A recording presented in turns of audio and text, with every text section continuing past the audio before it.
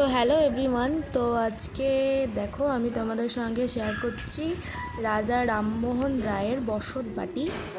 ঠিক আছে, পর্যটন কেন্দ্র। দেখো,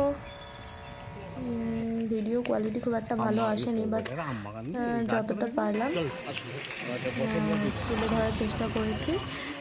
তো গাইজ, তোমরা যদি একটু সাপোর্ট করো তাহলে ভিডিও কোয়ালিটি আরও ভালো করার চেষ্টা করব, বাট তোমাদের সাপোর্ট খুব প্রয়োজন। ওকে, কন্টিনিউ দেখতে থাকো। টাটা। তালা মারা আছে।